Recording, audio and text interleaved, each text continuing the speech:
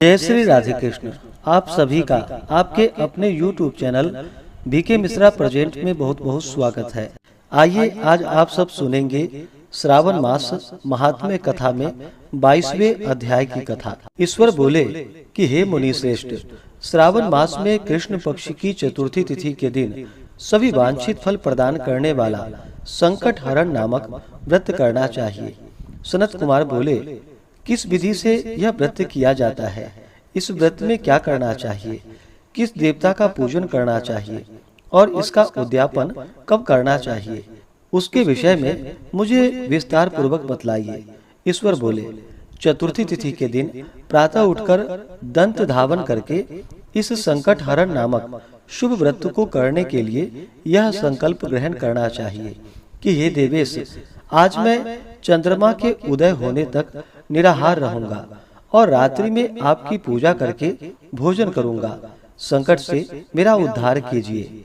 हे ब्रह्मपुत्र, इस प्रकार संकल्प करके शुभ काले तिलों से युक्त जल से स्नान करके समस्त आहनिक कृत्य संपन्न करने के बाद गणपति की पूजा करनी चाहिए।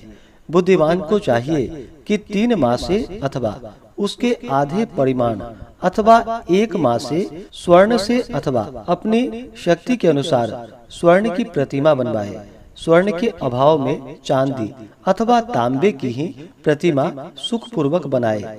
यदि निर्धन हो तो वह मिट्टी की ही शुभ प्रतिमा बना ले, किंतु इसमें वित्त साठ्य न करे, क्योंकि ऐसा करने पर कार्य नष्ट हो जाता है।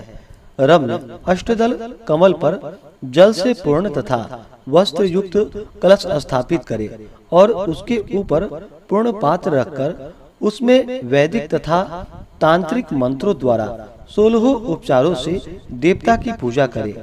हे विप्र, तिल युक्त 10 उत्तम मोदक बनाए। उसमें से 5 मोदक देवता को अर्पित करे और 5 मोदक ब्राह्मण को प्रदान करे।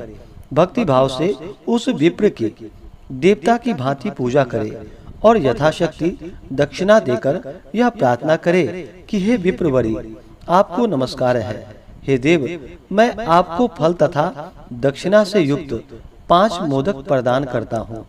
हे द्विजश्रेष्ठ, मेरी विपत्ति को दूर करने के लिए इसे ग्रहण कीजिए। हे विप्ररूप गणेश्वर, मेरे द्वारा जो भी न्यून अधिक अथवा द्रव्यहीन कृत्य किया गया हो वह सब पूर्णता को प्राप्त हो। इसके बाद स्वादिष्ट अन्न से ब्राह्मणों को प्रसन्नता पूर्वक भोजन कराए। उसके बाद चंद्रमा को अर्घ्य प्रदान करे। उसका मंत्र प्रारंभ से सुनिए। हे क्षीर सागर से प्रादुर्भाव, हे सुधारूप, हे निशाकर, हे गणेश की प्रीति को बढ़ाने वाले, मेरे द्वारा दिए गए अर्घ्य को ग्रहण कीजिए। इस विधान के करने पर गणेश्वर प्रसन्न होते हैं और वांछित फल प्रदान करते हैं। अतः इस व्रत को अवश्य करनी चाहिए। इस व्रत का अनुष्ठान करने से विद्यार्थी विद्या प्राप्त करता है, धन चाहने वाला धन पा जाता है, पुत्र की अभिलाषा रखने वाला पुत्र प्राप्त करता है, मोक्ष चाहने वाला उत्तम गति प्राप्त करता है, कार्य की सिद्धि चाहने वाले का कार्य सिद्ध होता है और रोगी रोग से मुक्त हो जाता है। विपत्तियों में पड़े हुए व्याकुल चित्त वाले, चिंता से ग्रस्त मन वाले तथा जिन्हें अपने बंधु बांधवों का वियोग हो गया हो, उन मनुष्यों का दुख दूर हो जाता है। यह व्रत मनुष्यों के सभी कष्टों का निवारण करने वाला, उन्हें सभी अभिष्ट फल प्रदान करने वाला, पुत्र पौत्र आदि देने वाला तथा सभी प्रकार की संपत्ति प्रदान करने वाला है। ओम नमो हेरंबाय मद मोदिताय संकटस्य निवारणाय स्वाहा को बोलना चाहिए। बुद्धिमान व्यक्ति को चाहिए कि इंद्र आदि लोकपालों की सभी दिशाओं में पूजा करे। अब मैं मोदकों की दूसरी विधि आपको बताता हूँ। पके हुए मूंग तथा तिलों से युक्त घी में पकाए गए तथा गरी के छोटे छोटे टुकड़ों से मिश्रित मोदक गणेश जी को अर्पित करे। उसके बाद दुर्वा के अंकुर लेकर इन नाम पदों से पृथक पृथक गणेश जी की पूजा करे। उन नामों को मुँह से सुनिए।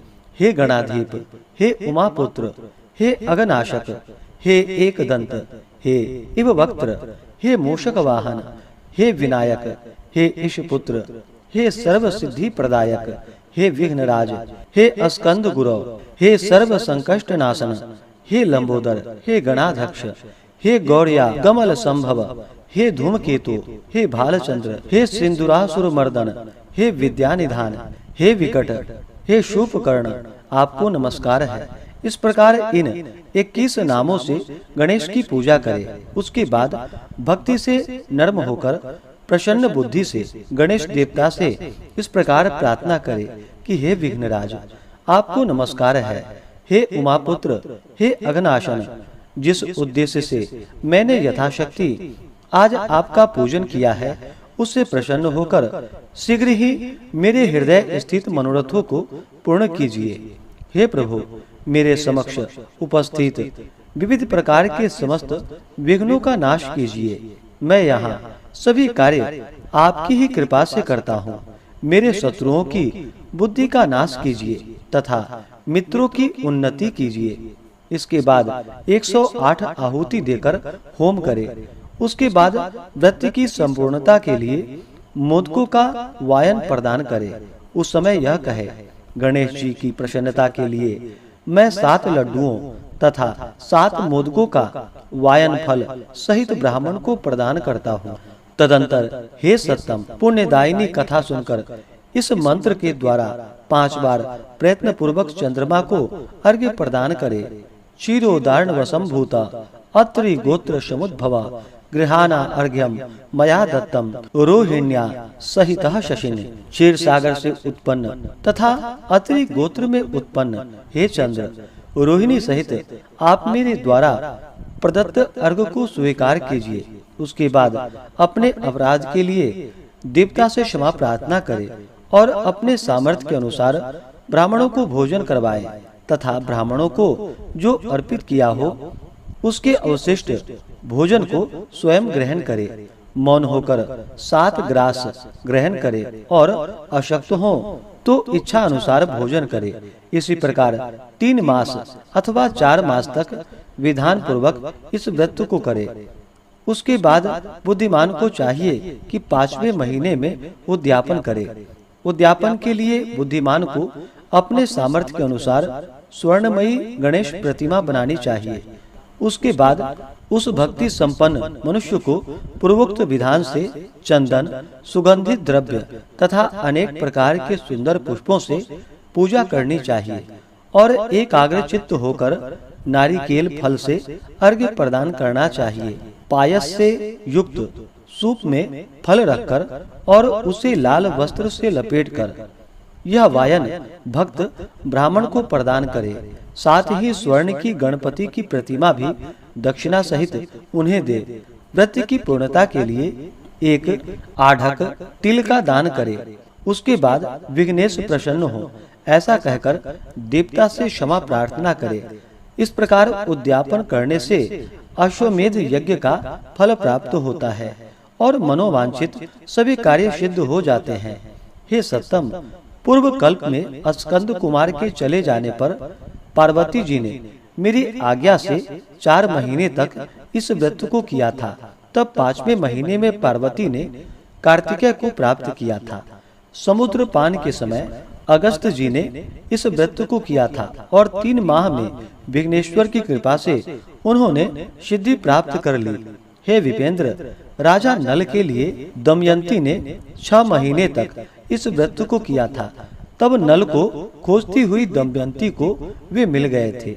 जब चित्रलेखा अनिरुद्ध को बाणासुर के नगर में ले गई थी, तब वह कहाँ गया और उसे कौन ले गया, यह सोचकर प्रद्युम्न व्याकुल हो गए। उस समय प्रद्युम्न को पुत्र शोक से पीड़ित देखकर रुक्मिणी ने प्रेम पूर्वक उनसे कहा कि हे पुत्र, मैंने जो व्रत अपने घर में किया था उसे मैं बतलाती हूँ, उसे ध्यान पूर्वक सुनो। बहुत समय पहले जब राक्षस तुम्हें उठा ले गया था, तब तुम्हारे वियोग जन्य से दुख के कारण मेरा हृदय विदीर्ण हो गया था। मैं सोचती थी कि मैं अपने पुत्र का अति सुंदर मुख कब देखूंगी।